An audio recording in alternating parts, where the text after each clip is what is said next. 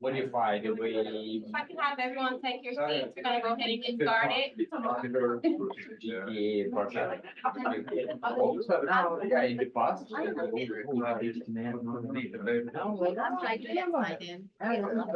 I'm the only one on this side. I'm feeling for the whole side of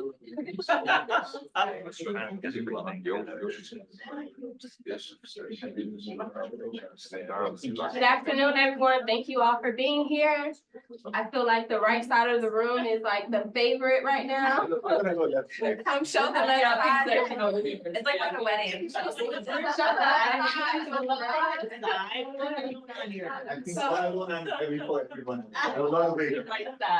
Okay, no, people, right? I'm just here, then we are winning. All right, okay. You guys make up for it, all right. I would like to Yes. welcome you all to Emmy Shaping the World Speaker Series in honor of Women's History Month. We are hosting a panel discussion today with 4 of our Emmy female alums, as well as Tracy, who will be moderating. If there's anyone who is joining us virtually from in the room, can you be sure to mute your audio so we don't have that feedback? But thank you again to our attendees who are joining us online, as well as the folks who are joining us in person. We appreciate it, and we greatly appreciate the collaboration from Women of Woodruff. Tracy's gonna go a little bit more in detail about WOW. I just would like to provide you all with a few housekeeping rules. Just reminders, if you haven't signed in already, there is a QR code that should be going around the room or in the back for you to sign in so that we can track how many folks actually attended. If you are online joining us, please use the chat or the Q&A feature for questions and comments. And also just a reminder that everyone would like to know, refreshments will be provided during the social hour in Love on the 3rd floor atrium during the graduate faculty, staff, and student social hour. So please feel free to join us to network and engage and chat with our speakers, with our moderator, with everyone who is here after today's session. That's at 4 o'clock. So we'll be walking over on the 3rd floor in Love in the atrium right after this. So without further ado, I'll go into my introduction of Miss Tracy West. So Tracy worked over 35 years in the energy industry, primarily in the electric utility world, starting as a co-op student and retiring as a director over an R&D organization at Southern Company. She's reading my handwriting, sorry. She added an MBA to her resume and several awards throughout her career. Today, Tracy sits on our Woodruff School Advisory Board. She is thoroughly enjoying retirement. She has 4 children, 3 grandchildren, one of whom she's going to babysit after today's panel discussion and love on, as well as 6 grandpets. You can find her hiking, doing yoga, gardening, and in some art classes or traveling. She also is a founding member of WOW. So I'll go ahead and I'll turn it over to Tracy, who will be moderating our discussion today. Thank you very much for serving. I appreciate you, and I'm looking forward to today's conversation. Thank you, Courtney. Thank you everyone for attending. We've got 4 fabulous women. I think we're gonna have a great conversation today. Let me give you just a 30-second brief about WOW. Women of Woodruff is an organization that started up about a year or so ago through the advisory board. We are recognizing that we need to move the needle, excuse me, in women in mechanical engineering. And it starts with professors, graduate students, and undergrad. So we know we have avenues through SWE and other organizations that really help with the undergrad, but we really don't have a lot that's going on with the graduate student and the professor level. And so every dollar that goes into WOW goes back into a fellowship for our graduate students. And we have a few of our graduate students that received fellowships last year. So yeah, there you go. There's 3 of them. We've had a 4th one that's coming in. We had 6, I believe, last year. And it's open season right now for the next year's awards. So it's the process is underway right now. Anyway, our hope is to improve our how many women we end up having in faculty, like Maegan, as well as improving our graduate student rate with female students. So that's the purpose of WOW. We've got a great, devoted, passionate group of women, but we need more. And so you'll be hearing more and more about us. And I know that there's information out on our website. I guess I should have had a plug with a QR code here. We could probably put one up with our bios and all that stuff.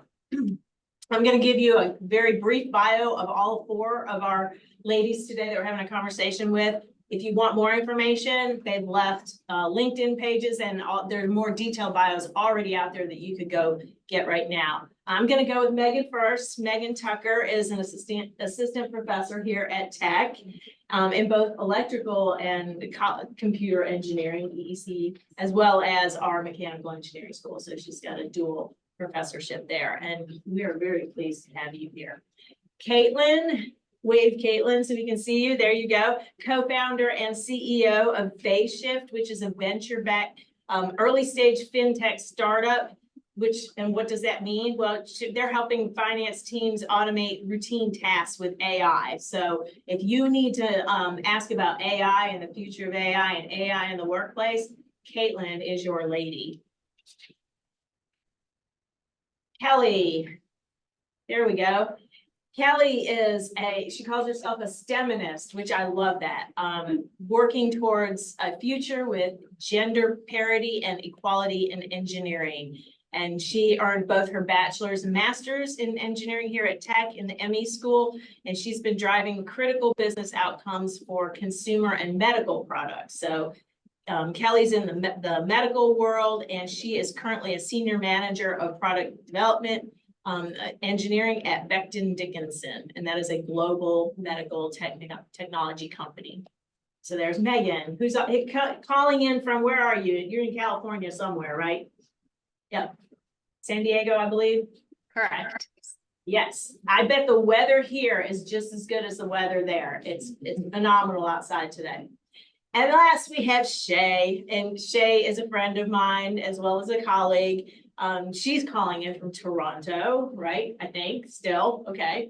It's hard keeping up with Shay. So Shay also received her bachelor's and master's here at George W. Woodruff School, and she's had a very wide career. She's been all over the place. I think when I met Shay, she was at Caterpillar. She's worked at Lutron Electrics. She's worked at McKinsey. And now you are, well, where are you? You are at Mobility Impact Partners. I'm like, MIP, what does that stand for? So she's just moved around a lot. So that's kind of interesting. She's a great person for pivoting from one move to the next, which is also kind of more the typical career path it seems these days. Back in my day, you went to a company and kind of stayed there, and that's not the case anymore. And I don't know that we'll ever go back there. And then outside of work, Shay is also a part of the advisory board with me and co-chairs the Young Alumni Council that was recently started up. So that's Shay. So let me get into our questions, and we will have Q&A at the end of this. So we're going to try and leave some time so that you can ask some interesting questions, because they have a lot to share with you. What women inspired you or motivated you to get where you are today? And Maegan, I'm going to ask you that one first. Okay, so hi, I'm Maegan. So I think most of us, we get inspired by our parents, right? And so for me, both my parents were engineers actually. And so I think, you know, it is common to have a father be in engineering, but for me, my mom was actually in academia. So when I was about 4, she started her PhD at Harvard Business School. And so my fun fact is always that I went to Harvard as a baby. I was yeah, but I really got to see her navigate her own academic journey. And I think that gave me a lot of confidence that, you know, women can do it, and that it can be a good career for a woman too. And so that was really my inspiration to kind of have confidence and know that this was the right career path. Nice. That's a live-in role model right there. Yes. That's yes. you're very fortunate. Yes. Shay, let me ask you next. Who inspired you? Yeah, I have something in common with Maegan, which is that my mother inspired me as well. So she was my first role model. She's actually a mathematician. And in 1980s India, women didn't really go to work very often. And she actually had to rebel against her own family to go to work. And I saw every day, the drive and the passion she had for her work. And so that really gave me my own drive and passion when I grew up. The other person I would say is my old boss at Caterpillar, Julie Legacy. She was the chief sustainability officer for Caterpillar at the time. She's retired now, but she really taught me that you can be a good leader. You can be very smart, very successful, and also humble at the same time. Earlier, I used to think those qualities were mutually exclusive, but I learned from Julie that that doesn't have to be the case. So yeah, both of them are huge role models for me. All right, Kelly, let's go to you next. Certainly. Hi, everybody. Yeah, I was inspired originally to move into engineering by my physics teacher. I was really good at math in high school, and I definitely thought I was going to go the finance route. And I had some strong skills in that physics class, and my physics teacher saw that in me and encouraged me to start a junior engineering technical society, and prompted me a little bit more, and continued to accelerate those skills, and inspired me to consider this profession, and opened up that door and that mindset to something that I hadn't considered. And then when that perspective was opened, I realized very quickly, oh yes, there's all these other engineers in the family. So it is in the DNA to an extent. And it's just sometimes being told that this is the right profession for you based on some of your skills. And I took a couple of aptitude tests to confirm the data is true, and it is. And it's exciting to continue to be in this field. Like a true engineer. Does your physics teacher, did she know where you are today? Yes, she does. Yeah. Good. She'd be very proud. Yes, that's awesome. All right, Caitlin, left you last. All right. Hi, everyone. Thanks for having me. For me, my inspiration really came from my older sister. She's 1 year older than me. So she was going to college while I was still in high school, and I saw her go into computer science at Carnegie Mellon, which computer science also is a fairly male-dominated field. And so to see her do that, and then she continued on to be a software engineer to this day, and to see her crush it, I think really inspired me and showed me, while not engineering, still a similar type of male-dominated field. So that was really the inspiration to start. And then I'd say there's been inspiration along the way for me to continue in engineering or other male-dominated fields. And those have come from everyone that's, been a professor at Georgia Tech to bosses along the way at my different jobs in industry, and those have continued to inspire me along the way. Awesome. It's interesting because if you ask the older generations like mine, we typically say our dads. And so it's really cool to hear moms instead. So this has been a nice shift that we see happening in our world today. All right, let's go to the second question. I'm going to ask them all to share a defining moment in their career and how their ME degree or their tech experience played into that. So Shay, I'm going to let you start with this one. Sure.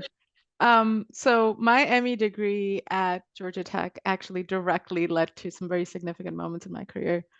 So very early in my career, I was asked by Apple to come work for them.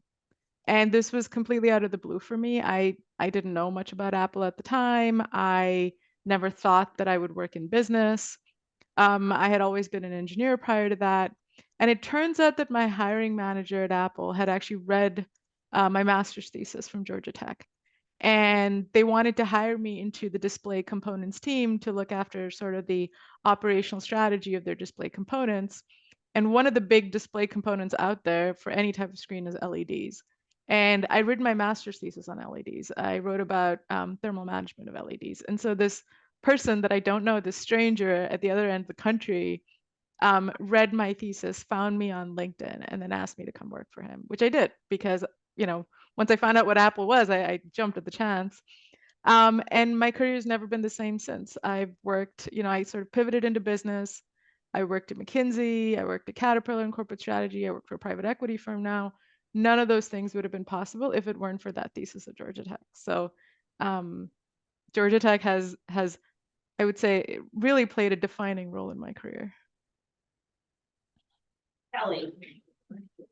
share your. I'll take a slightly different spin on the question. When I joined Georgia Tech as a freshman, there is something called the Tea with the Dean, and I'm pretty sure it's still something that happens, and it's for all of the incoming female freshmen to connect with the Dean of Engineering, and it's hosted in part by the College of Engineering, but also by the Society of Women Engineers. And I have been very actively involved in that global organization, which has about 45,000 members worldwide since joining Georgia Tech. And it has been instrumental in my career throughout my multiple stages, whether it's from a relocation to another part of the country and finding that network and figuring out jobs, or whether it's moving from an individual contributor to a people leader within the organization. Having those opportunities through an external organization such as SWE has really afforded me that. So moving from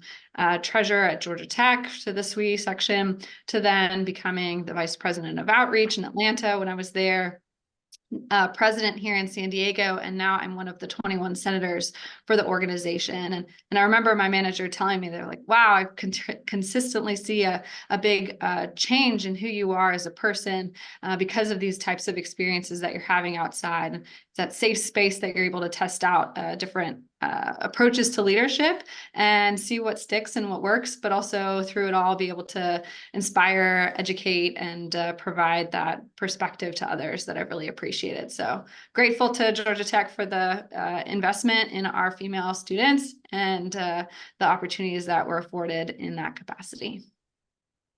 Thank you. Caitlin, why don't you share your thoughts? Yeah, so here, the thing for me is that Georgia Tech taught me how to solve problems. And I know that sounds very basic, but it's absolutely true. And that's been probably the most important thing that's helped me throughout my entire career. I know Shay, we've talked about this before, of like, yes, Georgia Tech is a very hard place. And sometimes you don't learn everything in the classroom and the professor doesn't teach you everything, but you know what? You figure it out. You go into the textbook, you ask for help, you figure out what you need to know to solve the problem. And that is what has kept me going throughout my career and allowed me to be where I am now. So I definitely thank Georgia Tech for that. And I think what that means tactically is how you take a problem that could be ambiguous, or it could be not well defined, or you don't have all of the information, or very complex, and how you break that into smaller pieces, answer those smaller pieces, figure it out, piece it back together, and then figure out how to make it better. So it's the combination of problem solving and the fact that I think Georgia Tech inspires a lot of curiosity to how to do things better, and that combination is going to make you very successful in whatever career you decide to do. With you, Maegan, because you're here full time now. I love your answers, guys, by the way. So I'm gonna try and talk about maybe something different from what they've talked about, but I agree that like problem solving is for sure a key. The people, the faculty, the mentors here is key. Connections with leadership, but also connections with peers, I think. So for me, I think the deciding moment, if I had to pick just one, would be, I participated in the SURE program. So you guys know the SURE program here? Yeah, okay. So I did the SURE program in 2016. It's a 10-week funded program for undergraduates to become involved in research at Georgia Tech. So it's not just for Georgia Tech students. It's actually open to all of the colleges nearby and not nearby, all of the colleges. And it introduces you not only to research with the faculty, but also we did industry tours for nearby. So we toured Intel. I think we also toured Delta facilities. And they also taught us about how to apply for fellowships, how to give good presentations. And so it was extremely informative, but it also then connected me to this network of similar people. So the key was it's targeted for people who are underrepresented in STEM. And so what's amazing about that is that I've been able to see their journeys too, as we've all navigated academia together. So I think that for me, you know, it gives you confidence of like, okay, other people are doing this too, gives you friends, and then the resources to actually succeed. So for me, that program was like icing on the cake. Yes.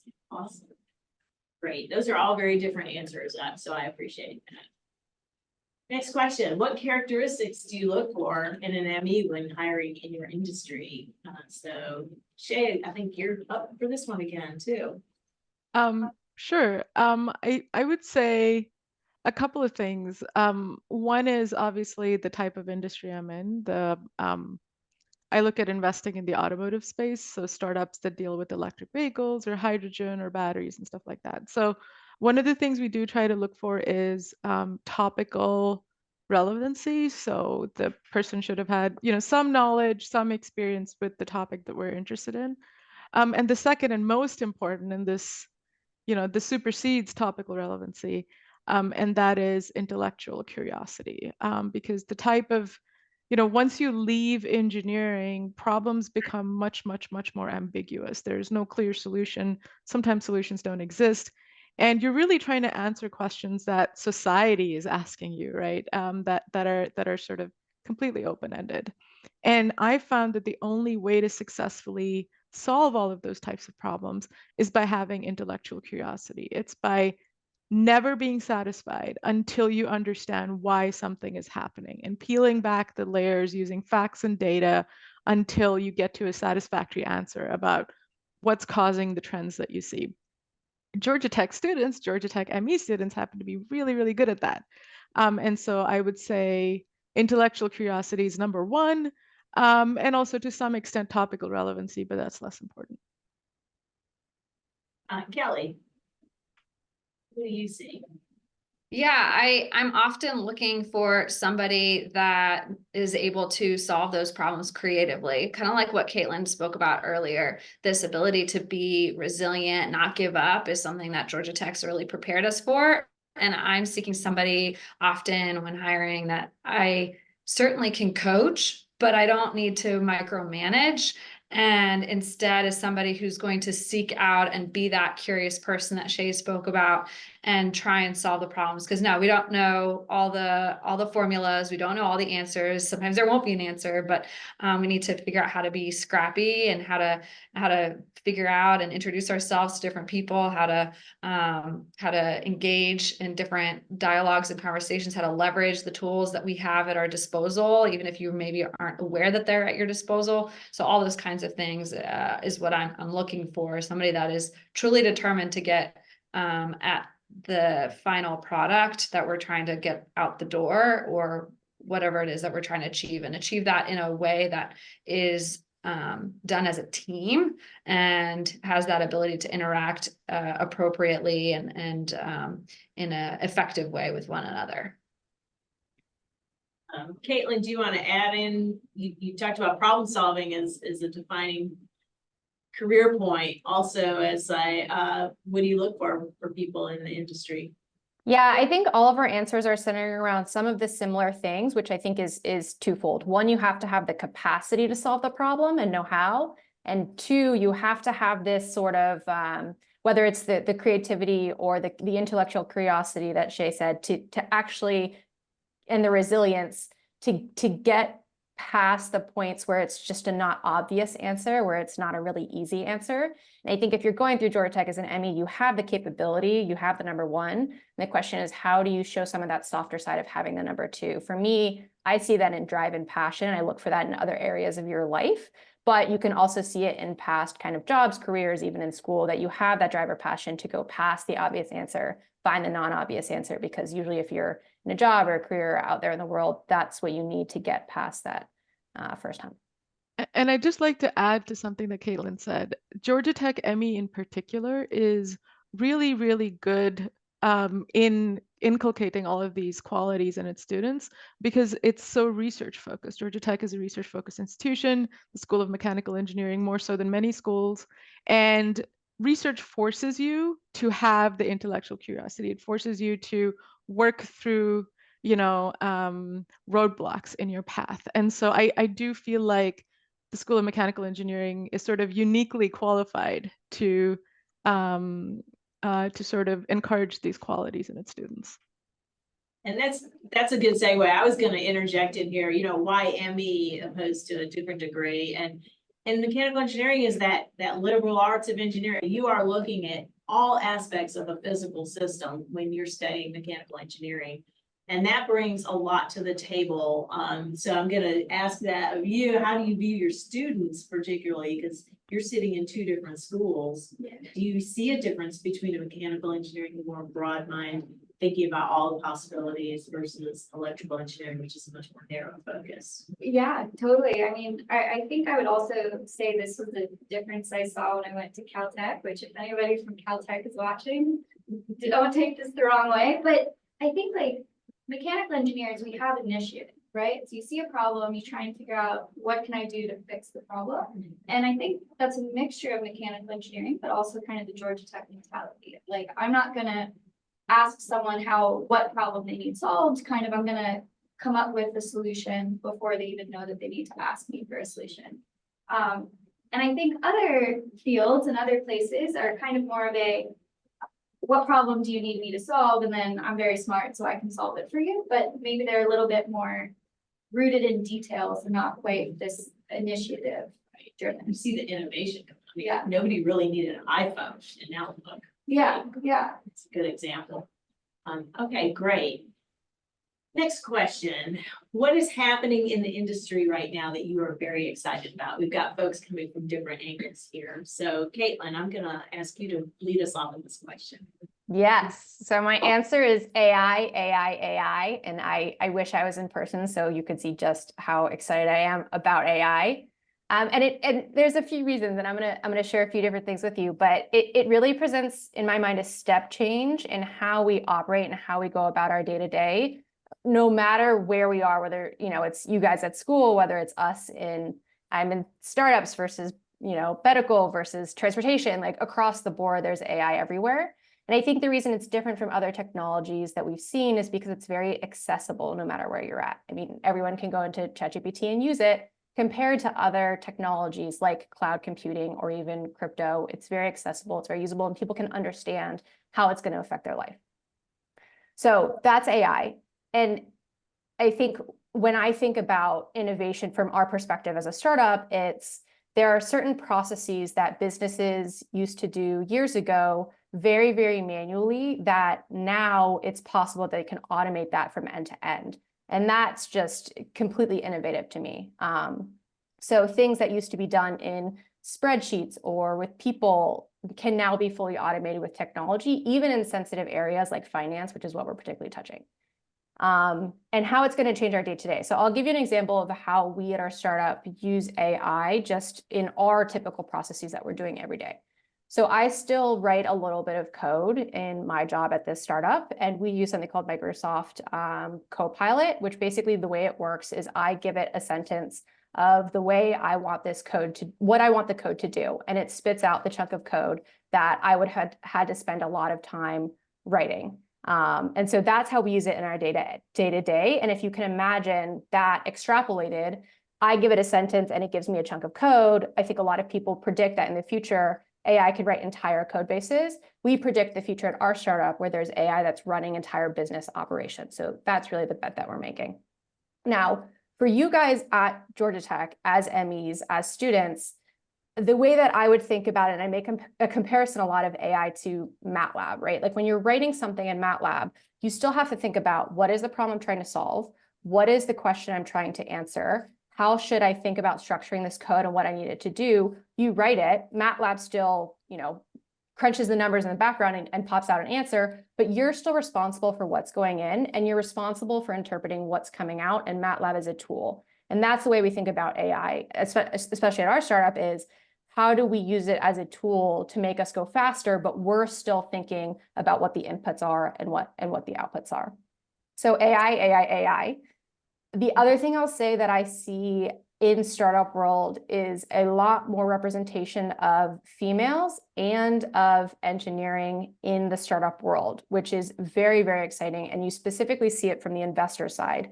You see it in energy, in clean tech, deep tech, hard tech. You see it in transportation like Shay. You see it in even bio, or just across the board. You see a lot more people focusing on technology and hardware startups, which I think is really exciting. And I hope it's a leading indicator. Because when I was going through school, there was a lot more focus on software, but I think I felt my skills as an engineer were undervalued, but I'd say there's a big shift going on in the startup world where your skills that you're learning right now are super, super valuable. And I hope that we see more engineers with your skill sets starting companies. All right, Kelly, tell us about medical technology. Yeah, that's right. So I work for a medical technology company. We're about 75,000 employees worldwide, and we've got a myriad of products. I specifically work on IV sets, so the product that's making sure you get the drugs delivered to you on time and at the right dosage. And what we see as the future is really home care, right? So if you think about, also I support oncology patients, so those patients who need to get cancer treatments, and a lot of times you envision them and they're in that cold room and they've got to sit there for hours to get their chemo treatment, and people are making blankets for them because it's so cold in there, right? So this concept of being able to move to the home and being able to do things yourself. So thinking like an insulin pump, well, how could I do that in the home setting or at a day-to-day setting as an individual without needing to go to the hospital for care? Wouldn't that be nice? We have a lot of people who have not only the fear of going to the hospital, but also especially towards the end of life, do you really want to spend your time in a hospital, or would you rather be in your favorite location around the world with the people that you love, and you can be with them? So that's what I really see as the trend for the future, is how can we put healthcare in the hands of us as individual consumers and needers of that product. And it's an exciting space to be in, to understand what are the limitations that we have, but also how can we design products to be efficient and effective, but also with a human factor element that really doesn't require the training that nurses require today, or that our clinicians require today to make that possible. Excited for not having to go in the hospital myself. I want to age at home in place with my robot Fabio, who speaks to me in Italian and serves me cappuccino in the morning, then takes my blood pressure and all my vitamins. So I have all of this right now. All right, Megan, I'll leave it with you. I definitely agree with Caitlin that AI is exciting. I think that we've seen a huge paradigm shift away from the way that we've been thinking about software, and the way that now it's enabled software. But I'm not going to talk more about that because I think she covered it really nicely. The other thing that I'm excited about is robots in the real world. So especially we've seen a big push with bipedal robots. So right now it feels like a little bit of the space race, but for walking robots, and who's going to get them in the real world first.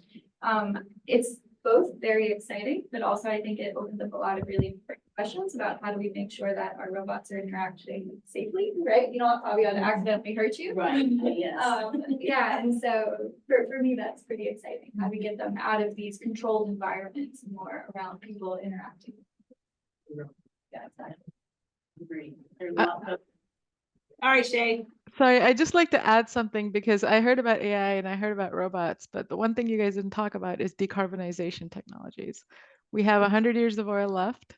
If we run out of oil, we can't move things, we can't move people. You can forget about air travel, you can forget about shipping things across the ocean, unless you want to do so on a solar-powered yacht or something. So it's really important to solve this problem. It's important to have alternative sources of fuel to move things and people. And also, there's obviously climate change and the imperative to reduce the carbon and sort of other greenhouse gases in our atmosphere. And so you run into technologies like electric vehicles and fuel cells, hydrogen fuel cells, biodiesel, renewable diesel, et cetera. Now, these are not new technologies, but it turns out that inventing a technology and scaling a technology so it's used by more than 25% of the population are completely different challenges that require completely different solutions. And the challenge now is, how do you take decarbonization technologies, make them cheap, make them, very convenient, make them less uncertain, and make them attractive for customers? And there's no easy way to do that. It requires not only technology improvements like batteries with twice the energy density, but it also requires business model changes. It requires new business models. For example, new ways of selling cars, leasing cars instead of selling cars. It requires new types of digitization technologies. And so there's a lot going on in the decarbonization and sustainability world that I'm really, really excited for. Have to plug nuclear in here if we're going to talk about a clean future. So because NRE is part of our school, as a 35-year person at Southern Company, I have to tout nuclear. Kelly's husband's nuclear, so yeah, we can't have a solution without it in there. Generation 4 nuclear technologies are definitely part of that solution. So thank you, Shay, for broadening us. Appreciate that. All right. So what do you do to keep up with the latest technologies out there? What are some tricks out there? Because the world's a fast moving place. So Caitlin, what do you do to help keep up with what's going on with AI, the latest AI? What do you read that Elon Musk is reading? Oh boy, I'm not sure I want to read that. But yeah. I said reading. I've gotten a practice well, I'll say this, I've changed industries, jobs a lot throughout my career. And so this is something that I have taken on, and I have a practice that I basically do religiously now because I've changed my career so often. And my trick is email newsletters. And that sounds simple, but it's incredibly helpful to subscribe to different email newsletters. And I'll give you a few examples. So now that I'm in startup world, I subscribe to things like PitchBook, Axios. These are newsletters that give you trends of what's happening in the industry, insights, data, research, but it also shows me recent startups that have gotten funding so that I can basically look through every morning and see if I have any competitors that have gotten funding, and I can prepare myself before my investors shoot me that email. So I am always more prepared. When I was in consulting, I subscribed to an email newsletter that basically got me the news about my client, so that every morning I'd make my coffee, I'd read the newsletters that were in my inbox, and I knew what was going on about that client, what their PR and the news were, so that I could come into the client that day and ask them questions about it. So it's my morning ritual. I still subscribe to science and engineering newsletters. Those are mostly my personal hobbies that I just like to keep up with the recent research. But it's just become this ritual that is almost gets me in the right mindset for the day. And I read news in my inbox with my coffee every morning. Megan. So the obvious one from an academics perspective is totally conferences. I think that they're a great way. It brings like 5,000 people together and you all talk about what you've been working on. Yeah, it might be the obvious answer for those of us who go to conferences. So virtual conferencing versus in person. You have a preference? I prefer in person for sure. I mean, I think that the water cooler talk with your colleagues at conferences is almost sometimes more informative than sitting through a bunch of presentations. And so I like it in person. But that being said, I think that the virtual options that have recently become available to us make it so much more convenient to be able to go to more conferences. So I love both options, but for different reasons. Yeah. Maybe a silver lining of COVID, more virtual. Yeah, everything more virtual. Yeah. Kelly, go ahead and what do you do to keep up? I'd say just the both of what Caitlin and Megan touched on there. I also get newsletters related to the medical space, and I was happy when I got introduced to it because I was like, I don't know what's going on. Who are our competitors? I don't know. It was a space that was new to me, moving from consumer products to Caitlin's point, like you move industries and it's a whole new world. And knowing that, oh, okay, my own company, because we're so large, I'll read about the press release in those letters before we even get it as an internal email. So those are the kind of information you can stay on top of. I will definitely admit I'm not as diligent and religious as Caitlin is. Depends on what's going on in the day. But that's one place. And conferences or professional development sessions, right? I know we're talking here specifically about our industries, but just in general of how to stay up to date on latest things, like maybe AI isn't necessarily in med tech today, but yet it's a tool that I should be using. So I'll leverage local organizations that I'm a part of, whether it's SWE, whether it's Athena, whether it's another organization like AWIS, to go and learn from people here, industry experts. I learn a lot through the life sciences in that way as well. So getting plugged in that capacity. And Shay. I do it the old-fashioned way by talking to people.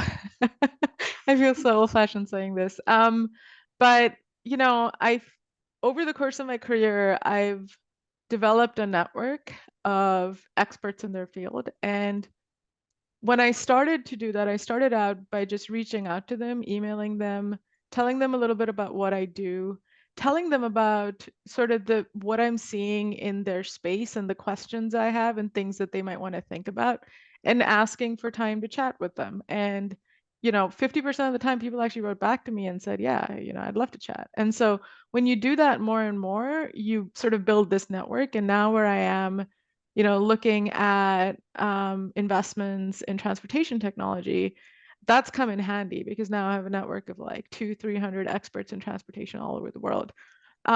It takes time to build that, but it's very doable. And you also have to keep in touch with these people. You can't just talk to them once. You have to sort of build a relationship over time, and it takes effort, but it's very rewarding. And the good thing of doing this is you start to develop very unique perspectives that are informed by people facing these challenges or studying these challenges every day on the ground. You're not dependent on only popular media to inform you. You're not, really looking at the world way, the world is, right? You're looking at things a little bit differently because you have a different group of experts informing how you're thinking about something. And that's very valuable in the work that I do. So my advice to all of you is, if you feel like someone's doing good work and you're interested in learning more, just email them. And more often than not, they would be very happy to speak with you. Yeah, always take that risk because I've very rarely had people who don't want to speak to me. I would maybe just echo that. What Shay said, I think, is incredibly important. And it's when I was going through Georgia Tech, it wasn't something that anyone told me that I wish they did, like Shay's telling you right now, which is I think at Georgia Tech, I was always like, oh, why would someone want to talk to like a Georgia Tech student? But there's a lot of people who are willing to talk to you and willing to share their thoughts and their expertise and their ideas. And it's going to really help you frame your own opinion, like Shay's saying. It's something that I've now had to learn. It's a very critical part of startups, is just to email a lot of people. And yes, there's a lot of people who won't respond to you, but there's a few that will, and they'll give you the insights that make your startup successful. And so even as students, there's plenty of people that if you think they're doing interesting things, they will talk to you, and don't hesitate to reach out to them. More often than not, issues are nuanced, and you don't get that through media or other avenues. So great advice, all of you. Let's switch gears a little bit. We all know that the work-life balance is a misnomer, but I read this week in the Weekly Digest that there is an ME grad student mental health committee. It's been around since 2019. It's not like it's a newly launched thing. I know it's been on the front of Devesh's agenda for a while. So how do you all deal with mental health and balancing some mental health and keeping your mental health healthy in your world? So Maegan, we'll start with you. Yeah, so I think it's a journey, right? Like none of us ever just figure it out and we're like, oh, I'm good now. Like I know what to do. So I think, it's a journey. There's ups and downs for sure. For me, I think the secret has been finding an outlet for my stress, whatever that is. And really making sure that I have, something that I enjoy and something that I can go to if I'm feeling stressed that provides me joy and kind of allows me to escape. You do video games, yeah, right? So, my outlets, I love video games. For better or for worse, they can be a huge time sink. Yeah. I especially learned that research computers can really handle video games when I was a grad student. Don't talk Pfizer. But yeah. Your mental health. Yeah, it's very good for me. So yeah, COVID times, I sunk a lot of hours into video games. That was my outlet during COVID. And then more recently, it's been, just spending time with my loved ones. And I think making sure that I'm investing in those relationships so that they can still support me when I am stressed. So lately that's been gardening with my husband. We now have outdoor land, which we didn't have in California. That's a very rare commodity. So I've been enjoying trying to make things grow. Yeah, you'll learn about pollen here. Oh yeah, It'll be yellow in about 2 weeks. Oh, joy. Shay, what do you have? So I am a big believer in intention journals. So I think life for me gets overwhelming all the time. I have too many things going on at work, too many things going on outside of work, too many things going on at home. And sometimes I feel like it's difficult to figure out what to do every morning when I wake up. And so I have this thing called an intention journal where I write down every day, what are the 3 things I want to achieve? what I'm grateful for, what I like about myself, and how I'm going to show kindness and love to the people around me. And that really centers me. It reminds me that life is not about work. I'm also a human being, and so I need to do things like care for myself and care for others around me. But it also helps me declutter my mind, because if I say that the minimum viable thing that I want from today is to do 3 things, and I do nothing else that day but those 3 things, I'll still have a very, very productive day. So I think that's been really groundbreaking for me. The second thing is I have 2 dogs. I have 2 rescue dogs, Diana and Rosie. And dogs do not care what else is going on in your life. Dogs want food at at the time that they're used to eating food. They want a 30-minute walk every day, whether it's raining or snowing or you have stuff going on.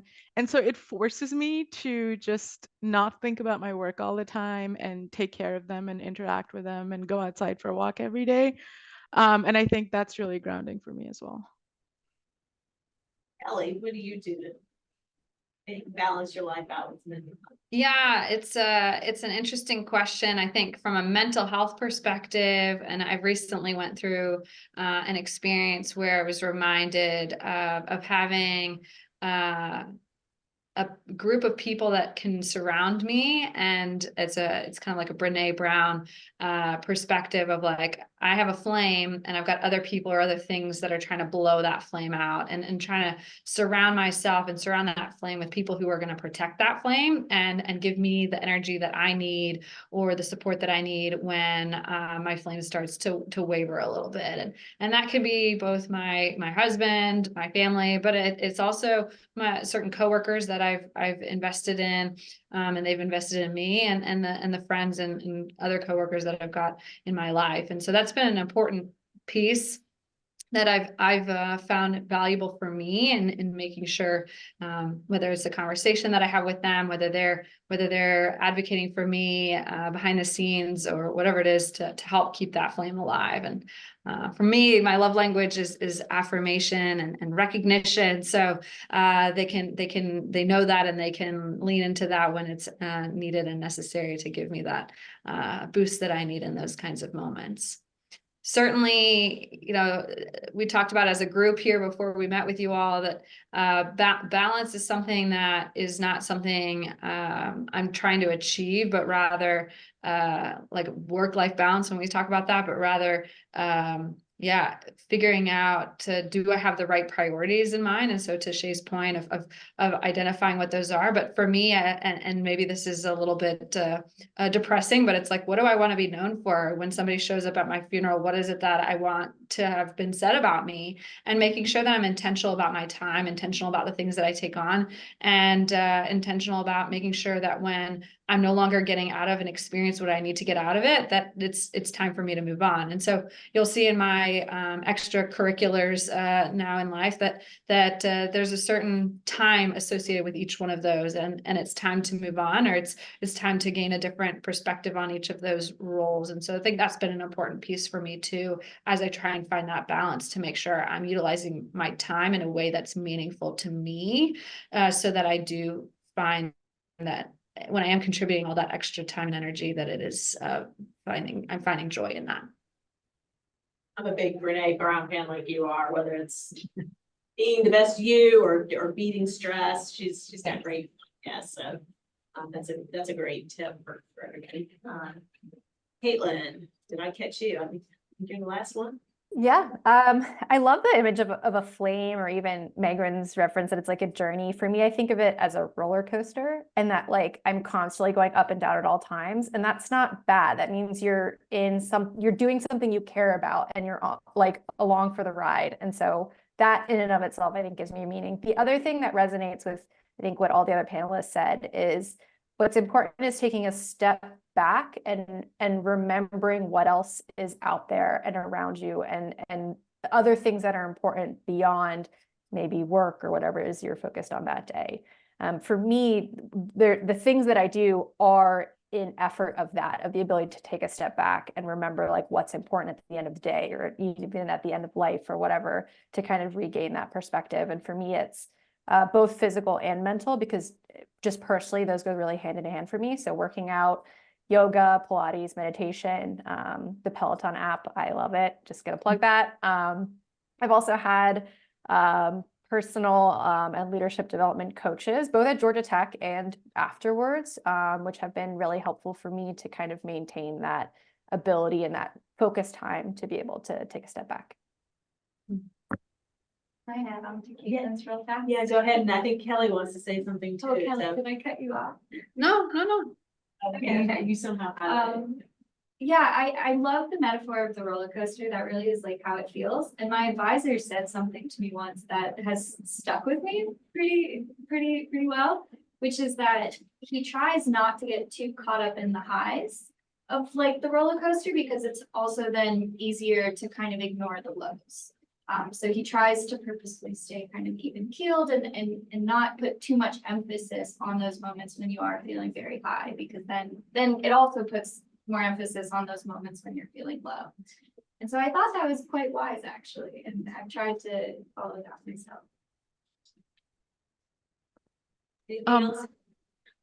Kelly, why don't you go first if there's something you want to add? Because I want to, so I just want to add on to something that Caitlin said at the very end about coaches. And this is really important. It's one of the things that I learned is that very often the problem that I am facing, whether it be a problem at work or a problem at home or a problem in my life, my career, whatever, someone else has faced the problem before. So I don't need to reinvent the solution from scratch. And what that allows me to do is go to coaches, go to career coaches, executive coaches, coaches who can help you do specific things. You know, there's all sorts of coaches. There's coaches that can help you apply for research grants, coaches that can help you start a business, whatever the case may be. And I think getting some professional help to really help you think through whatever problem it is that you're trying to solve is really, really valuable. And it's a really good reminder that there are tools and techniques that you can learn to solve the problems in your life, and not just kind of have to swim through it alone. I was thinking about some of these answers. We were talking in our prep call, and I'm assuming y'all have your personal board of directors, those people that you lean on, and they could be coaches, but in often cases, they were more colleagues, friends that I just accumulated over the years. And I thought about my personal board of directors, and I would say it's been predominantly women that I've tapped into. When I think about, I mean, I've almost always had male bosses, which I could go talk to. But when I ran myself into a fork in the road or a problem, I almost always went to a woman, to one of my female mentors. So it's kind of an interesting reflection. I love that board of directors analogy. Yes. Yeah, everybody should have a personal board of directors. Absolutely. And if people come and people go, but you should always have those new people. In celebration of International Women's Day, which I believe is actually tomorrow, what is your proudest achievement to date? So I'm going to start with Kelly. Well, the crew here knows I'm not very humble, but so, you know, we could rattle off all sorts of things, and there's certain moments certainly that were really exciting for me. I remember as an intern, I got my first patent. That was really cool. Seeing my first product in Walmart, you know, you're like, oh my gosh, there it is on the shelf. And honey, can you go pick it up? I want to see it. Or, you know, finally getting to present at a graduation and speaking in front of a large audience and inspiring the next generation. All those kinds of things are certainly exciting, and they're notable, and they're like, check the box, like, right? Yes, I'm an Amazon author, check. Like, I've written, you know, I've done these things, right? So all those things are exciting. But for me, coming back to what I responded to earlier, it is about like, who is it that I want to leave as a legacy? It's not those things, but it's rather how I made people feel. And it's how I also have driven this industry forward, right? So inspiring the next generation. I spend a lot of time and investing my resources and my time and energy into inspiring people to become engineers especially women and young girls. And so learning how they view me or see me as a role model, or as they're willing to try new things, or they're willing to attempt something they would have never considered, or they're inspired in some capacity. Hearing those kinds of stories just makes me fills my cup and makes me feel so much joy in those types of experiences have been worth it to me, and investing my energy. And that's I think the notable achievement for me, is having survived this. And I did write about this in the book. I remember a story of like, okay, well, in industry, women tend to drop out of engineering roles at year 5. And I was like, okay, make it past 5 years, make it past 5 years. And I made it past 5 years, everybody. But you know, it is about continuing to be that light for others, and inspire them to continue to pursue it, and have be that person people can come to and speak to as they go through these variety of experiences that they're struggling with, to tell them they're not alone and this is normal, but I know it stinks, but we can get through it, and I've gotten through it, and be that person for them. That's I think what is the most notable achievements for me, is having more and more people come to me for that kind of advice, and see me in that way. Caitlin, turn it to you next. That was very inspirational, Kelly. Thank you. For me, it's the fact that I started a company. It was something that I always wanted to do since Georgia Tech, and I just never really, I think, believed in myself, and it took many, many years to get here, and it was a winding road, lots of ups and lots of downs. But my younger self would be proud that I actually did it. And it goes back to something Kelly said, which is at some point in your career, you just think, what impact do I want to have? Like, what do I want to leave as my mark? And for me, it was, I wanted to build something. And for me, starting a company is the ability to build something and do something different and solve a problem. Shay, what about you? So I'm really proud of my career. I've had a series of jobs that have been hard to get and hard to do. And so I feel really blessed that I had the opportunity to do them, and really proud that I've done them well. But this year, I'm actually winning an award. I'll be in Georgia Tech in April to receive the award. It's called the Council of Young Engineering Alumni. And it's an award that I understand is given to a few alumni a year, and it's very, very special to me. I didn't grow up in the US. I came to the US, straight from India to study at Georgia Tech, and I didn't know anything about the way the world worked. And so it's so touching that Georgia Tech now thinks that I am, I deserve this award. So I'm really, really proud of that.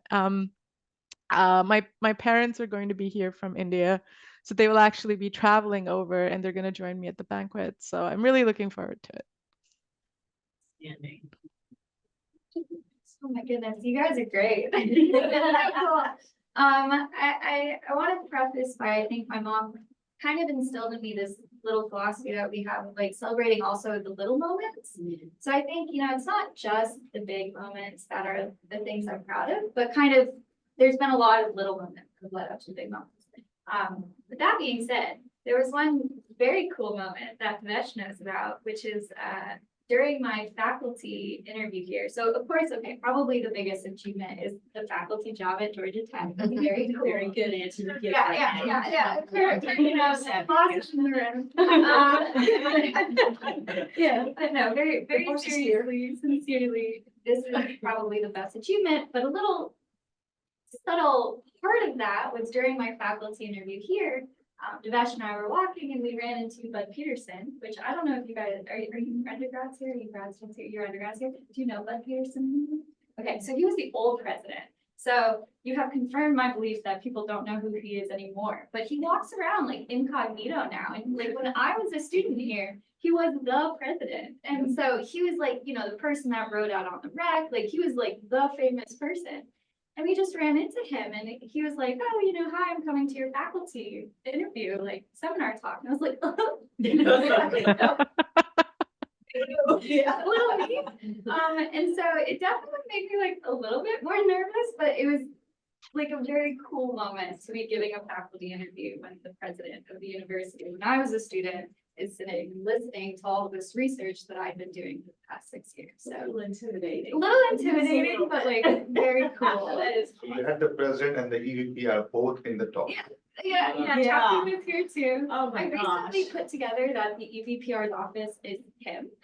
Like, I haven't put that together before. It's like, oh, he is the EVPR. When people talk about, oh, you're getting funding from the EVPR's office, it's like, oh, that's me. So yeah, there were some big people. You in the room. reported to Bud at some point, right? Probably. Just to give, perspective, so yeah. It's pretty cool. That's great.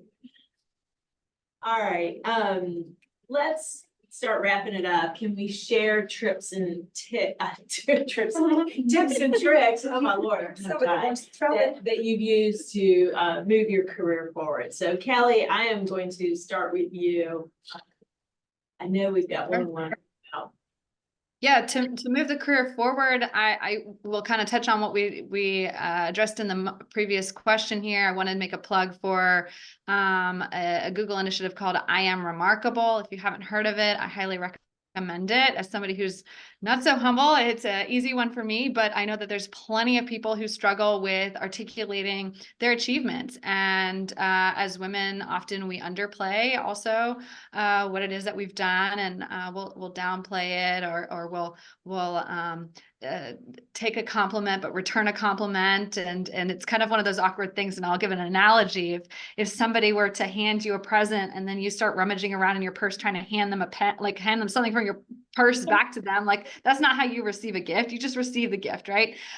So same with these kinds of moments in our journey. It is about articulating what we've achieved, and when we do speak up and articulate that, and we do stay relevant in people's minds, and that helps them envisage us in the roles that they've got open when they become open and we don't even know that they're open. And so articulating very clearly not only your achievements, but how also your achievements align with future roles that you also want to have, and articulating what those roles are that you want to have helps you in your career very much so. And in my role, even though I have certain aptitudes, it didn't mean that was the kind of path journey I wanted to go down. And so having to be very articulate about what I wanted to achieve and how I wanted to achieve it was critical for me to be able to maintain the career journey that I've wanted to have.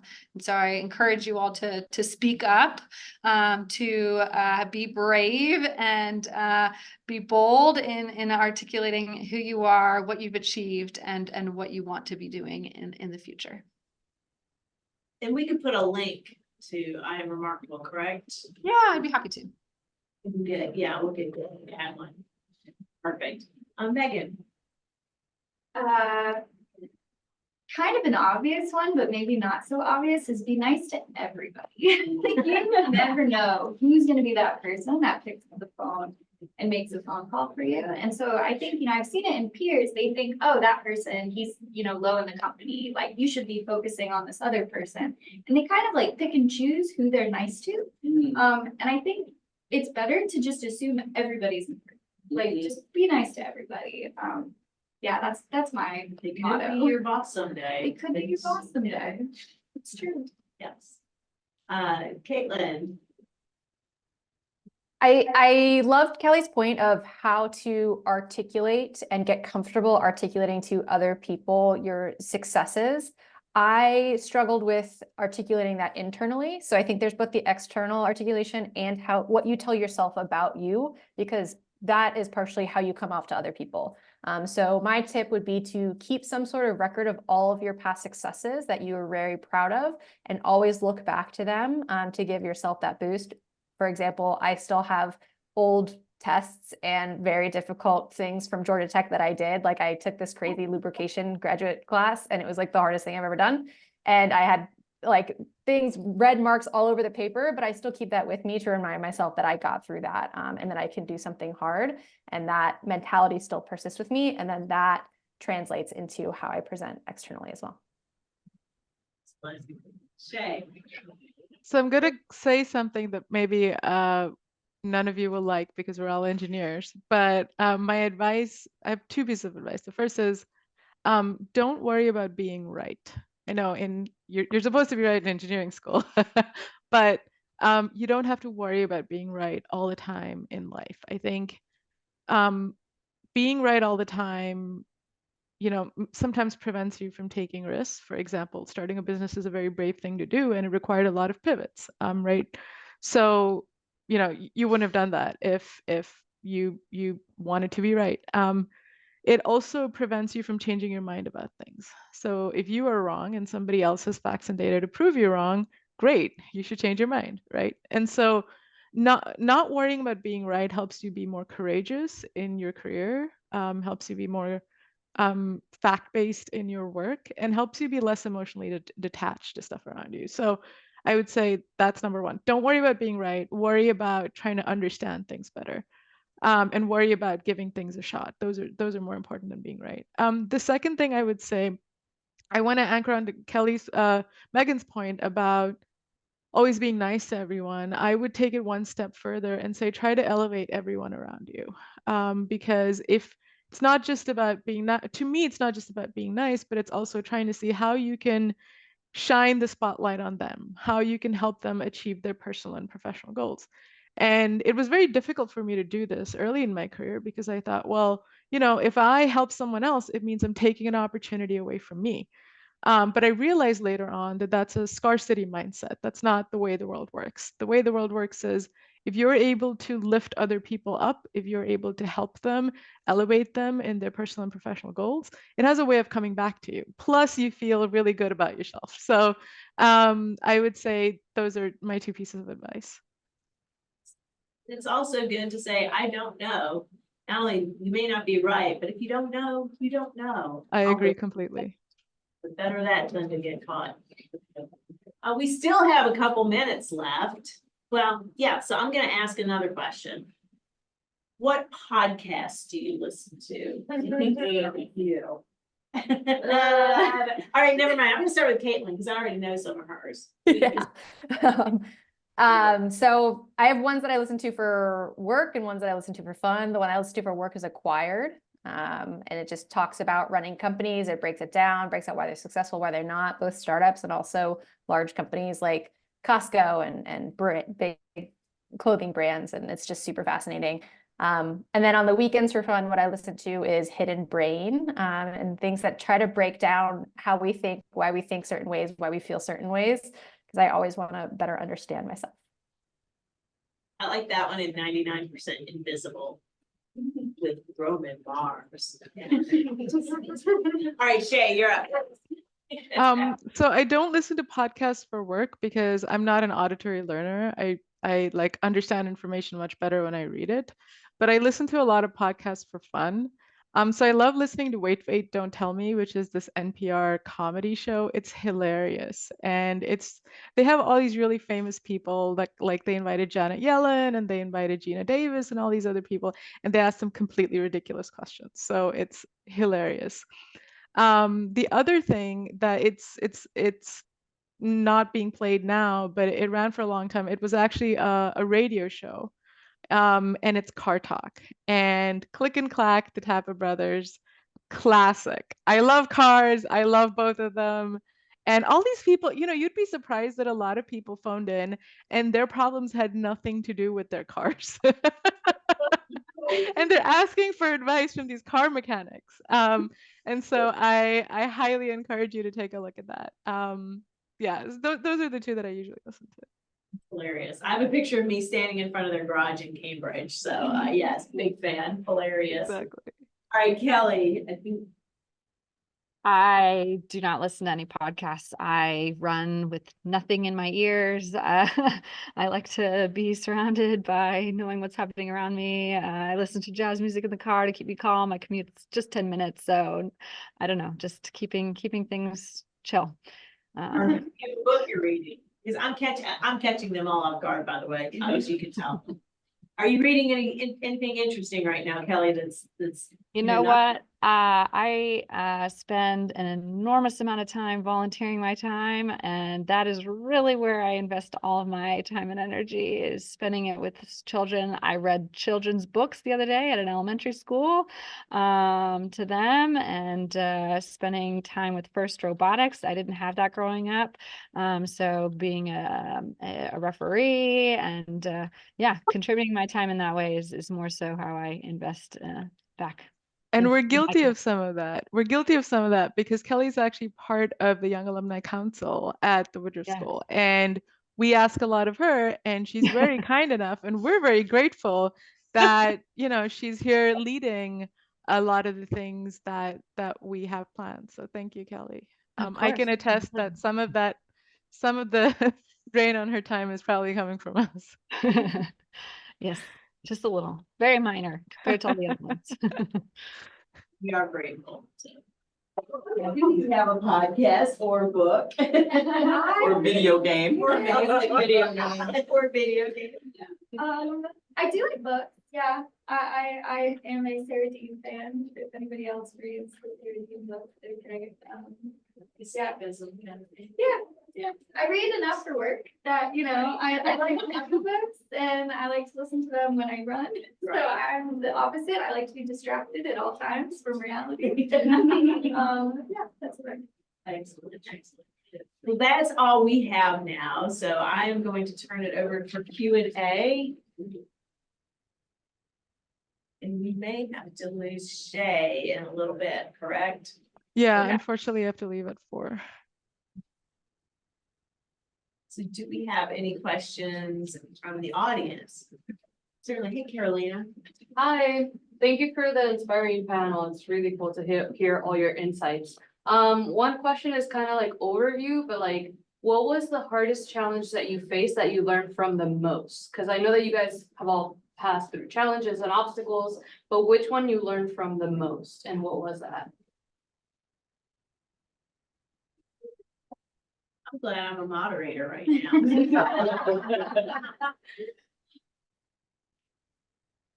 I can start. I mean, I think a lot of people who join Georgia Tech are people who tended to be maybe the leaders of a team in high school and or the top individual in their class or in their groups. And so the biggest part is certainly transitioning to all the things that I do, because you want everything to be successful, but some things we just have to be okay with where they end up with. And we as a team have worked together and we got where it got. So yeah, I think that's the big lesson learned. I remember I learned in health class where I got a B at Georgia Tech. I had to be okay with that because you know what, I said this was not a priority, and I'm going to let somebody else lead this, and I'm going to learn how to not lead. And I think that was an important lesson to have learned, figuring out how to be okay with the imperfect and how to be okay with results not being or activities not being done in the way that I would do them, and the results being what they're going to be. I think my lesson has been that being different is okay. Because in a lot of the work that I've done, I mean, I've never taken a business class in my life. I'll be very honest. And I work in business, and I've done so for the last decade. And as a consequence of my background, when I do all these crazy jobs that have nothing to do with my, you know, formal educational training, I bring a completely different set of perspectives. I look at things completely differently from, you know, other people in the room.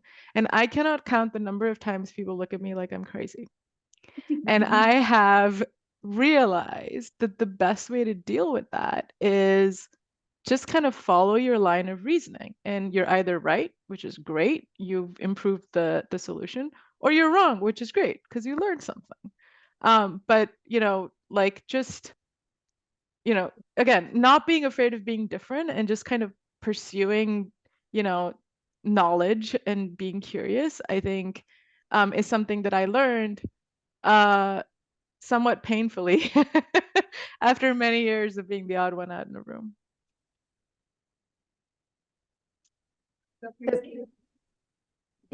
The biggest lessons for me are ones where it felt very scary in the moment to make that decision, but once I did, I learned that it's going to be okay, because then you build up that resiliency to making the hard decisions and doing the scary things. And the first time I did that was dropping out of the PhD at Georgia Tech. And this is not to say drop out of Georgia Tech, don't do that. But for me, that was a very big moment, because you go through school and it's kind of prepared for you, right? Like you go to high school and then you go to college and then maybe you go to grad school, maybe get a job. It's like, and then at some point it's like, oh crap, now I'm on my own. I've got to figure this out for myself. And for me, it was like, okay, I can just go and do the PhD and then I'll figure it out after that. And then I realized it wasn't for me, and I made the hard decision to leave and go do something else. And then what happened is pretty much every 2 years, I did that again and again and again until I kind of figured out what I want to do. And I still don't know what I want to do, but I'm pretty sure this is what I want to do. But it was that lesson that I did the thing that felt really uncomfortable, and like I was going against this vision or the normal track, and I was being different. And then I learned that that was okay, and that I can keep doing that. And that's how I found out what I wanted to do. And it's how I grew as a person, and I grew in my career. So do the hard things. I actually kind of want to build on what Caitlin just said, so first, I think you learn from every challenge, right? So the hard part for me is knowing which one did I learn from the most. that I think every challenge you learn from. But for me, it was also the transition from being an undergrad to a PhD student. And in that, like, as an undergrad, you're kind of told what to do, and more importantly, how to compare yourself to others. So it's like there's a very clear performance metric of you get a GPA, you get grades, you know exactly how you're doing, right? If you do badly on a test, okay, you didn't learn that very well, you know, you need to study more. But I think more importantly, you know how you're doing ranked to kind of the average. So there's a lot of feedback of like, okay, I'm doing really well. And then for me as a PhD student, especially at a small school where there's only 15 people in my cohort, like you can't compare yourself to people anymore. For better or for worse, like I think it's for better that you can't compare yourself, but it was a very kind of like destabilizing moment of like, well, how do I know if I'm doing well? Like, how do I know that I'm making the right decisions, that I'm taking the right classes, or that my research ideas are good ideas? Like all of a sudden it kind of was a little bit like you're just thrown into the deep end. And so for me, learning how to then navigate that sense of independence was challenging, but I think it was worthwhile to learn, because I think in life, like you lose the ability to compare yourself with others in general after undergrad. And so I think it's important also not to compare yourself with others. Like it's better not to. I'm not saying you should, but not having that comparison point was like a little bit rocky for me. But you made the transition. Yeah. And you grew from it. Yeah. So to wrap up what all of these people said, these ladies said, I think the biggest growth are when you take the biggest risks. And that's the most uncomfortable. And you know what? You may not get through it completely flawlessly, but you will be a better person, a stronger person, and a more wiser person on the back end. Thank you. I love that. I love that. I just want to like, sorry, Tracy, what you said was so profound, right? If you do that enough, you know, now at this point, I can recognize discomfort, right? So if I'm uncomfortable doing something, I'm actually really happy. It's like, oh, I'm uncomfortable doing this. This means I'm going to learn something from this. This is going to be so helpful and important to me. Let's do it, right? You actually start to look at challenges differently if you embrace discomfort or uncomfortableness, whatever the word might be. Yes, agreed. Are you an adrenaline junkie? Unfortunately, this analogy for me only extends to non-physical things. I would say unless you're an athlete of some kind or you have a really high adrenaline tolerance, you know, maybe don't be uncomfortable physically, but and I'm the opposite, right? Like you'll catch me doing all these extreme sports, but then with the career, it's like very careful, tactical next moves as opposed to the extreme like jumps into the deep end. So yeah, I in the personal fun life, yeah, do all the extremes that my insurance probably should not know that I'm doing, and in the work life a little bit more cautious. Good afternoon, ladies. I'm so proud of and so inspired by your stories. This has really been enlightening. I have a ton of notes in my phone that I've taken from the panel today. As a staff member here at ME, it's one of the best places to work on campus, I believe.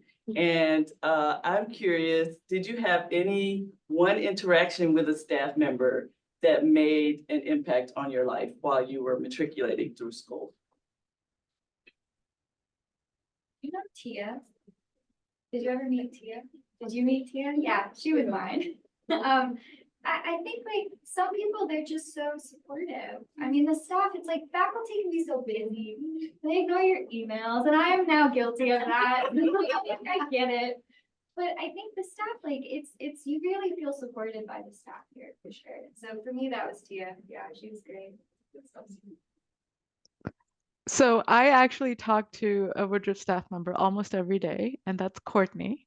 So Courtney is a very valued advisor to the Young Alumni Council, and we would not be standing up as an organization without her.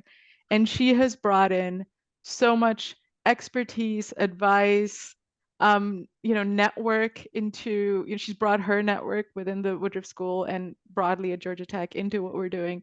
And I'm so grateful every time I speak to her. So I think Woodruff School staff are fantastic. And I'm reminded of that every time I talk to Courtney.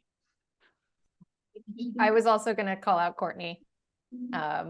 Just incredible. I also, I don't remember the specific individuals, but at my time at Georgia Tech, I remember I was always having a lot of stress around my schedule and like what classes to take. And I tried to do a concentration and then the concentration kind of went away and I was just always stressed. And I'd go into the, to talk to the staff that were there. And while they couldn't like change anything, they just made me feel like I wasn't alone and they were always there and supportive and understanding. And I'd say as a student, that was meaningful in its own way.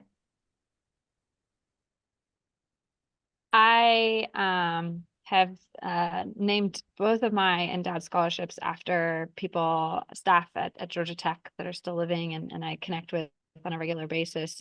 But I studied German at Georgia Tech as well. My minor's in German, and I completed my master's actually over at the University of Stuttgart in partnership with Georgia Tech. And so I named one of those scholarships after Dr. Catherine, in part because we have this language, business, and technology program. And through that program, I was exposed to a lot of manufacturing plants in Germany that then afforded me the opportunity to work in a manufacturing plant in Michigan and opened my pathway up into product development. And so even though it may not be a professor in mechanical engineering department, it could be a professor in another area that inspires you to pursue a career path in a direction that is still aligned with mechanical engineering, but opens your minds to the diversity and that is available to us in this degree and the pathway that we've chosen as mechanical engineers. It's super broad and it's an opportunity that affords you a myriad of opportunities. So enjoy it and lean in onto those professors that are not just in the mechanical engineering department at Georgia Tech. Great thoughts.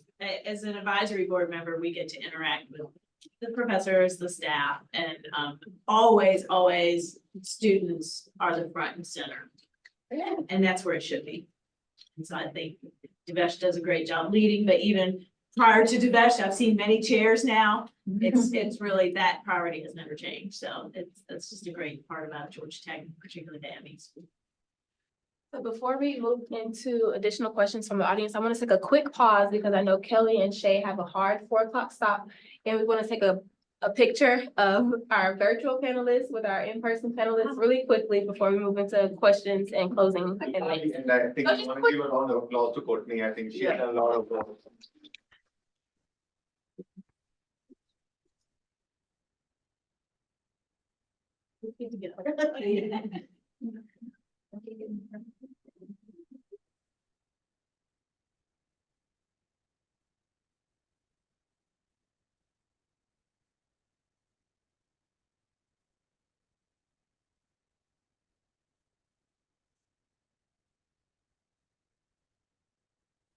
Do we have any Thank additional you everyone questions? for taking the time. I know all of you are coming from different part of the world, but thank you. Thank you, everyone.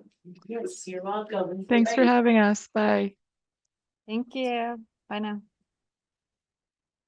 So to close us out, I just would like to say thank you again to everyone who joined us in person and our attendees who joined us virtually. I appreciate you all. Definitely appreciate you moderating. Thank you for your expertise, your wisdom, your advice, your suggestions. I learned from it and I hope that everyone in the audience was able to receive something as well. Just another reminder, we will be transitioning to our social hour in Love on the 3rd floor in the atrium immediately following. Please save the date for our future future Emmy Shaping the World Speaker Series. We do have a lineup for the rest of the spring semester. We have a talk coming up on March 14th, March 28th, April 5th, and April 11th. If you need the schedule, it can be found on our website, Emmy Shaping the World Speaker Series, or you can feel free to reach out to me directly. If you would like to contact any of our panelists, I will put up a slide here briefly to share their contact information so that you can directly reach out to them or connect with them on LinkedIn, their preference. But again, thank you all for joining us today. Thank you.